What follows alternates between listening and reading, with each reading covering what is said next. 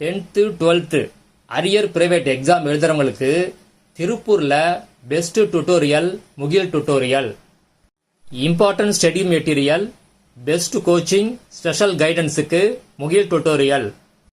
உங்களுக்கு போஸ்டர்ல study material வேணும் அப்படின்னா ஸ்கிரீன்ல தெரிகிற மொபைல் நம்பருக்கு கான்டாக்ட் பண்ணுங்க. 2026 ஜூன் ஜூலையில் நடக்கிற 12th சப்ளிமெண்ட்ரி எக்ஸாமுக்கு இப்போ அஃபிஷியலாக எப்படி அப்ளை பண்ணுறது அப்படிங்கிறத அனௌன்ஸ் பண்ணியிருக்காங்க. அதை பற்றி இந்த வீடியோவில் பார்க்கலாம். அப்ளை டேட் வந்து உங்களுக்கு 18/5/2026 திங்கட்கிழமையிலிருந்து 30/5/2026 சனிக்கிழமை வரைக்கும் நீங்கள் அப்ளை பண்ணலாம். ஆனால் சண்டே அன்னைக்கு கிடையாது, பக்ரீத் பண்டிகை அன்னைக்கும் கிடையாது. டைமிங்கை பொறுத்த வரைக்கும் மார்னிங் 11 மணிலேருந்து நீங்கள் ஈவினிங் 5 மணிக்குள்ளே அப்ளை பண்ணணும். இந்த அப்ளை பண்ணுற டேட்டை நீங்கள் மிஸ் பண்ணிட்டீங்க அப்படின்னா தக்கல் முறையில் ஸ்பெஷலாக நீங்கள் அப்ளை பண்ணலாம். அது எந்த டேட்டு அப்படின்னா 1/6/2026 திங்கட்கிழமையும் 2/6/2026 செவ்வாய்க்கிழமையும் நீங்கள் அப்ளை பண்ணலாம். ஆனால் நீங்கள் இதுக்கு எக்ஸ்ட்ரா 1000 ரூபாய் ஃபீஸ் பே பண்ணணும். கவர்மெண்ட் ஸ்கூலில் படித்தவங்க அதே மாதிரி கவர்மெண்ட் எய்டட் ஸ்கூலில் படித்தவங்களுக்கு இந்த ஃபீஸ் கிடையாது. இப்போ யாரெல்லாம் அப்ளை பண்ணலாம் அப்படிங்கிறத பார்க்கலாம். இப்போ 2026 மார்ச்சில் நடந்த 12th பப்ளிக் எக்ஸாம் எழுதின ஸ்கூல் ரெகுலர் ஸ்டூடெண்ட் இவங்க ஃபெயிலாக இருந்தாலோ இல்லை ஆப்சண்ட் ஆனாலோ, அதாவது ஒரு சப்ஜெக்ட்லையோ இல்லை எல்லா சப்ஜெக்ட்டுமே நீங்கள் ஆப்சண்ட் ஆயிருந்தாலோ இப்போ நடக்க போகிற இந்த சப்ளிமெண்ட்ரி எக்ஸாமை எழுதலாம். அதே மாதிரி பிரைவேட் கேண்டிடேட் இப்போ நடந்த எக்ஸாமில் ஃபெயில் ஆயிருந்தாலோ இல்லை ஆப்சண்ட் ஆயிருந்தாலோ நீங்களும் இந்த எக்ஸாம் எழுதலாம்.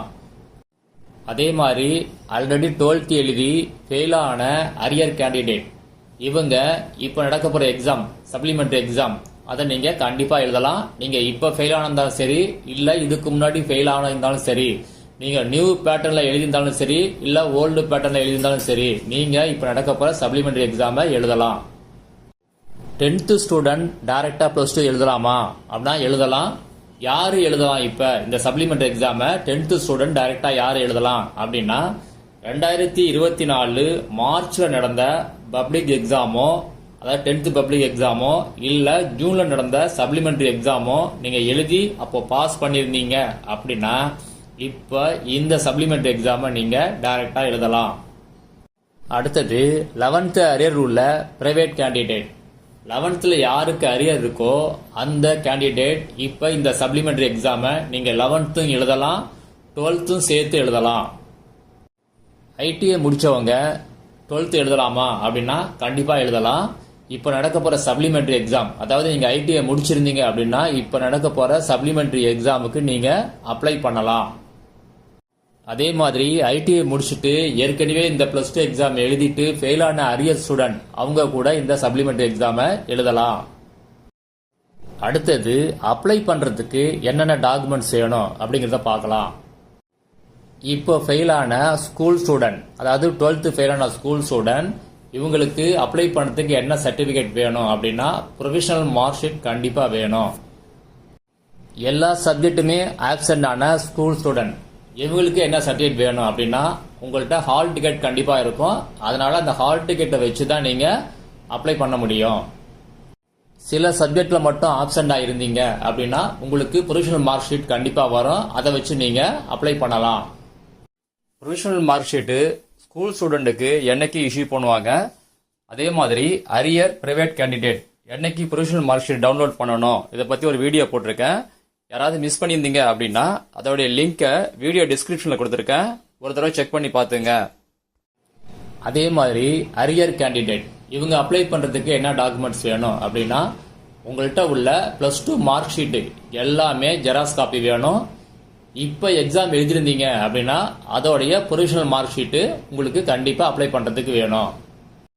அரியர் பிரைவேட் கேண்டிடேட்டை பொறுத்த வரைக்கும் ப்ரொவிஷனல் மார்க் ஷீட்டை ஆன்லைன்ல தான் டவுன்லோட் பண்ணணும். அதோடைய லிங்கை ரிலீஸ் பண்ணுவாங்க. எப்போ ரிலீஸ் பண்ணுவாங்க, எப்படி டவுன்லோட் பண்றது அப்படிங்கறத அடுத்த வீடியோவில் அப்டேட் பண்றேன், மிஸ் பண்ணாம பாருங்க. ஆதார் கார்டோடைய ஜெராக்ஸ் காப்பி அப்ளை பண்றதுக்கு வேணும். ஒரிஜினல் காப்பியை நீங்க காமிச்சா போதும், சப்மிட் பண்ண தேவையில்லை. உங்கள் ஆதார் கார்டில் இப்போ இருக்கிற அட்ரஸ் இல்லாமல் வேறு அட்ரஸ் மாறி இருந்துச்சு அப்படின்னா அதுக்கு ஒரு நீங்கள் செல்ஃப் டிக்ளரேஷன், அதாவது சுய உறுதிமொழி கடிதம் ஒன்று நீங்கள் சப்மிட் பண்ணணும். அடுத்தது பாஸ்போர்ட் சைஸு கலர் ஃபோட்டோ 2 நீங்கள் சப்மிட் பண்ணணும். இப்போ 10th to +2 டைரக்டா எழுத போறீங்க அப்படின்னா நீங்க அப்ளை பண்றதுக்கு என்னென்ன டாக்குமெண்ட்ஸ் வேணும் அப்படிங்கறத பார்க்கலாம். 10th ஒரிஜினல் மார்க் ஷீட் நீங்க கண்டிப்பா சப்மிட் பண்ணணும். அதை அவங்க உடனே ரிட்டர்ன் தர மாட்டாங்க. ரிசல்ட் வந்த பிறகு மாவட்ட அரசு தேர்வுகள் உதவி இயக்குனர் ஆபீஸ் அங்க போய், அதாவது உங்க டிஸ்ட்ரிக்ட்ல உள்ள மாவட்ட அரசு தேர்வுகள் உதவி இயக்குனர் ஆபீஸ்ல போய் நீங்க நேரா கலெக்ட் பண்ணிக்கணும். அது மட்டும் இல்லாம 10th நீங்க ஸ்கூல்ல படிச்சிருந்தீங்க அப்படின்னா உங்க ஒரிஜினல் டிசியை நீங்க சப்மிட் பண்ணணும். அந்த ஒரிஜினல் டிசியை உங்களுக்கு ரிட்டர்ன் தரமாட்டாங்க. அதே மாதிரி 10th நீங்க பிரைவேட்டா படிச்சிருந்தீங்க அப்படின்னா உங்களுக்கு டிசி கண்டிப்பா இருக்காது. பிரைவேட் அரியர் கேண்டிடேட் பொறுத்த வரைக்கும் டிசி கிடையாது. அது மட்டும் இல்லாம 45 ரூபாய்க்கான போஸ்டல் கவர் நீங்க சப்மிட் பண்ணணும். அதுல உங்க செல்ஃப் அட்ரஸ், உங்க முகவரி இருக்கணும். அந்த மாதிரி எழுதி நீங்க அதையும் அங்க சப்மிட் பண்ணணும். அடுத்தது ஆதார் கார்டு ஜெராக்ஸ் கொண்டு போனோம், 2 போட்டோவும் கொண்டு போனோம். அடுத்தது 11th அரியர் உள்ள பிரைவேட் கேண்டிடேட், இவங்க அப்ளை பண்றதுக்கு என்னென்ன டாக்குமெண்ட்ஸ் கொண்டு போனோம் அப்படிங்கறத பார்க்கலாம். இது வரைக்கும் நீங்க 11th மட்டும் தான் எழுதிருந்தீங்க அப்படின்னா 11th ப்ரொவிஷனல் மார்க் ஷீட் கொண்டு போனோம். 11th 12th ரெண்டுமே இருக்கு, அதுல அரியர் இருக்கு அப்படின்னா நீங்க ஸ்டேட்மெண்ட் ஆஃப் மார்க் ஷீட் அப்படின்னு உங்கள்கிட்ட இருக்கும், அதோட ஜெராக்ஸை நீங்க கொண்டு போகணும். அடுத்தது ஆதார் கார்டு ஜெராக்ஸ் ஒரிஜினலையும் கொண்டு போங்க. ஆனா ஒரிஜினல் வாங்கிக்க மாட்டாங்க, ஜெராக்ஸ் மட்டும் வாங்குவாங்க. போட்டோ 2 கொண்டு போங்க. அடுத்தது ஐடிஐ முடிச்சுட்டு 12th எக்ஸாம் எழுதி அரியர் உள்ளவங்க என்ன சர்டிஃபிகேட் கொண்டு போனோம் அப்படின்னா உங்கள்கிட்ட உள்ள பழைய மார்க் ஷீட் எல்லாமே கொண்டு போங்க. அதாவது ஸ்டேட்மெண்ட் ஆஃப் மார்க் ஷீட் எல்லாமே கொண்டு போங்க. பிளஸ் ஆதார் கார்டு ஜெராக்ஸ், அதே மாதிரி போட்டோ 2. ஐடிஐ முடிச்சுட்டு ஃபர்ஸ்ட் டைமா நீங்க +2 எழுத போறீங்க அப்படின்னா உங்கள்கிட்ட உள்ள ஒரிஜினல் 10th மார்க் ஷீட்டை கண்டிப்பா கொண்டு போகணும். 10th ஒரிஜினல் மார்க் ஷீட்டை இப்போ உங்கள்கிட்ட தரமாட்டாங்க. ரிசல்ட் வந்த பிறகு நீங்க உங்க மாவட்டத்தில் உள்ள மாவட்ட அரசு தேர்வுகள் உதவி இயக்குனர் ஆபீஸ்ல போய் கலெக்ட் பண்ணிக்கங்க. அது மட்டும் இல்லாம நீங்க ஒரிஜினல் டிசியை அங்க சப்மிட் பண்ணணும். அதாவது ஐடிஐ முடிச்ச ஒரிஜினல் டிசியை சப்மிட் பண்ணணும். அதை ரிட்டர்ன் தரமாட்டாங்க, ஏன்னா பிரைவேட் கேண்டிடேட் பொறுத்த வரைக்கும் டிசி கிடையாது. அடுத்தது Aadhaar card xerox, photo 2 submit பண்ணணும் நீங்க. இப்போ இந்த சப்ளிமெண்டரி எக்ஸாம் எழுதுறதுக்கு எவ்வளவு ஃபீஸ் அப்படிங்கறத பார்க்கலாம். இப்போ இந்த எக்ஸாம்ல எத்தனை சப்ஜெக்ட்ல நீங்க ஃபெயில் ஆயிருக்கீங்களோ இல்ல எத்தனை சப்ஜெக்ட்ல ஆப்சென்ட் ஆயிருக்கீங்களோ ஒவ்வொரு சப்ஜெக்ட்டுக்கும் நீங்க 50 ரூபாய் பே பண்ணணும். அதர் ஃபீஸ்னு 105 ரூபாய் நீங்க பே பண்ணணும். அடுத்தது 10th to 12th டைரக்டா நீங்க எழுத போறீங்க அப்படின்னா நீங்க எவ்வளவு ஃபீஸ் கட்டணும் அப்படின்னா 255 ரூபாய் ஃபீஸ் கட்டினா போதும், நீங்க எல்லா சப்ஜெக்டும் எழுதலாம். 11th அரியர் பிரைவேட் கேண்டிடேட் நீங்க எவ்வளவு ஃபீஸ் கட்டணும் அப்படின்னா ஒவ்வொரு சப்ஜெக்ட்டுக்கும் நீங்க 50 ரூபாய் கட்டணும். அதே மாதிரி அதர் ஃபீஸஸ் சொல்லி 105 ரூபாய் கட்டணும். ஃபீஸை நீங்க கேஷா தான் பே பண்ண முடியும், அதாவது பணமா தான் கொடுக்க முடியும். நீங்க வேற போன்ல ஜிபேவோ இல்ல வேற கார்டுலயோ நீங்க பே பண்ண முடியாது. மாற்றுத்திறனாளி ஸ்டூடெண்ட் ஃபீஸ் பே பண்ண தேவையில்லை. அவங்க அப்ளை பண்ணும்போது அதுக்கான ஐடி கார்டு வச்சிருப்பாங்க, அந்த கார்டோடைய ஜெராக்ஸை நீங்க சப்மிட் பண்ணணும். இல்லைன்னா டாக்டர்கிட்ட இருந்து சர்டிபிகேட் வாங்கி நீங்க சப்மிட் பண்ற மாதிரி இருக்கும்.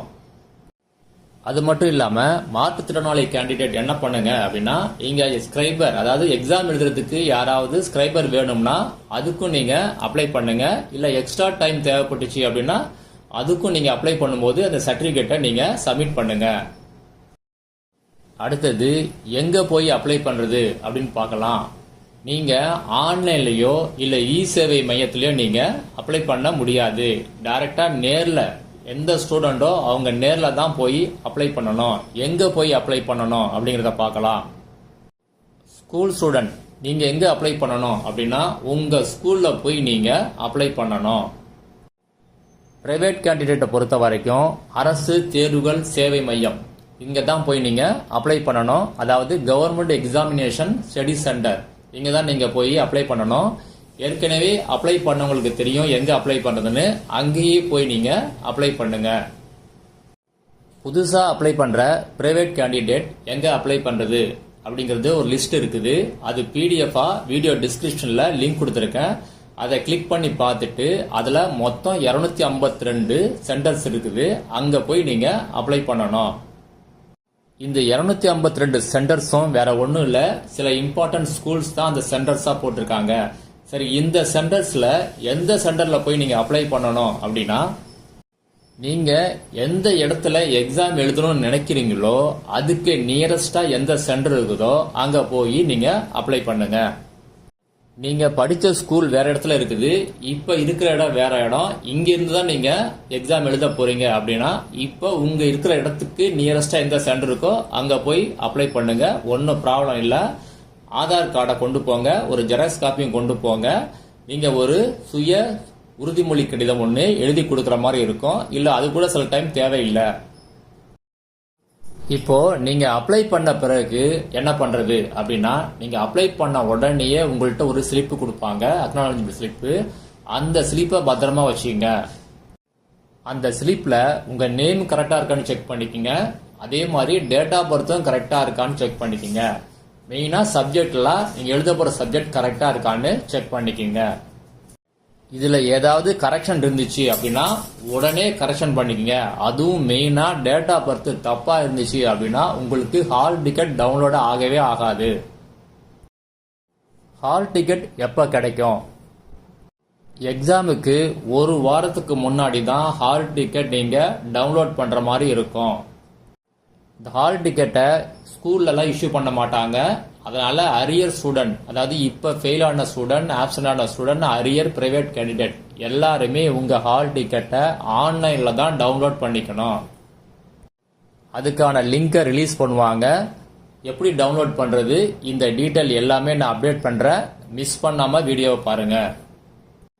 ஹால் டிக்கெட் டவுன்லோட் பண்ண பிறகு உங்க நேமு, சப்ஜெக்ட் இதெல்லாம் செக் பண்ணிக்கோங்க. அதுல எக்ஸாம் சென்டரும் இருக்கும். அந்த எக்ஸாம் சென்டரை நீங்க எங்க இருக்குன்னு பார்த்து செக் பண்ணிக்கோங்க. யாருக்கெல்லாம் பிராக்டிகல் எக்ஸாம் இருக்குதோ அவங்க என்ன பண்ணுங்க அப்படின்னா, ஹால் டிக்கெட் டவுன்லோட் பண்ண பிறகு இமீடியட்டா அடுத்த நாள் அந்த எக்ஸாம் சென்டருக்கு போய் உங்களுக்கு பிராக்டிகல் எக்ஸாம் என்னைக்கு என்ன டைம் அப்படின்னு நீங்க கன்ஃபார்ம் பண்ணிக்கோங்க.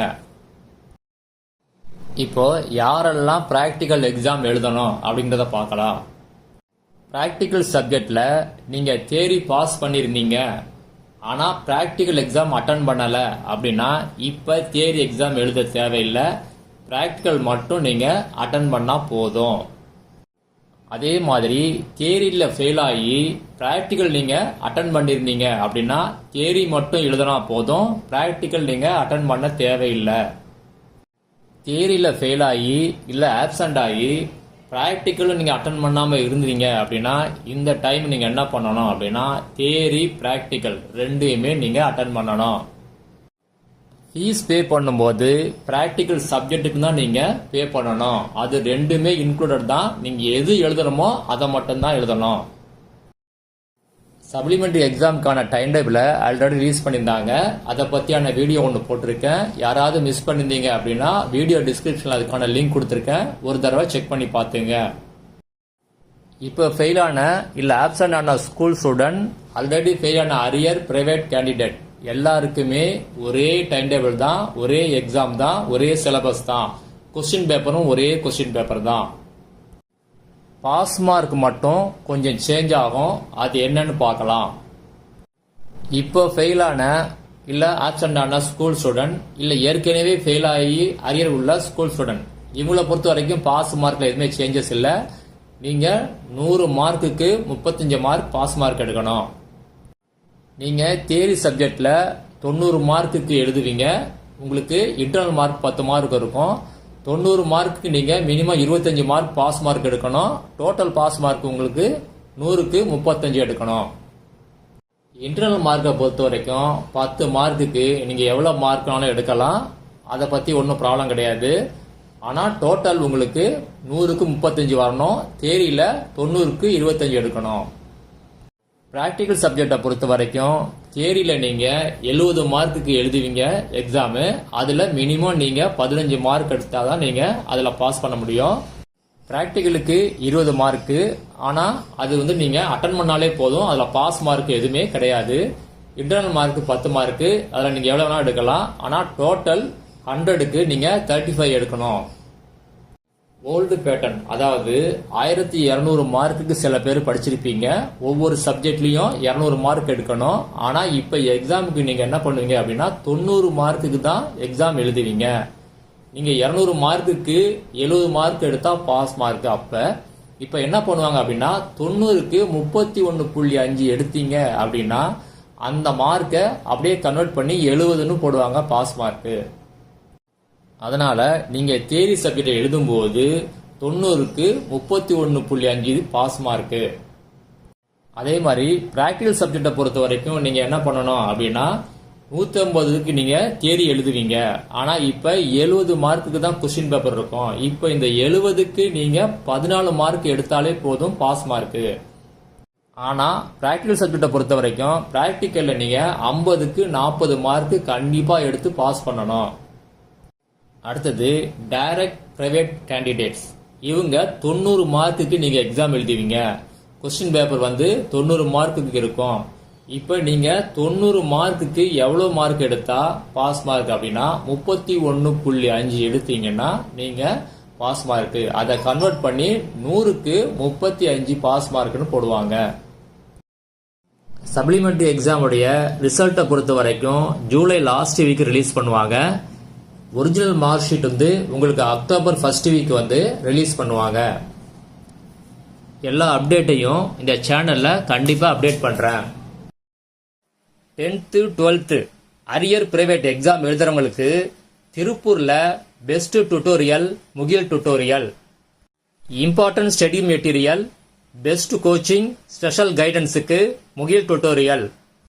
உங்களுக்கு போஸ்டர்ல ஸ்டடி மெட்டீரியல் வேணும் அப்படின்னா ஸ்கிரீன்ல தெரிகிற மொபைல் நம்பருக்கு கான்டாக்ட் பண்ணுங்க.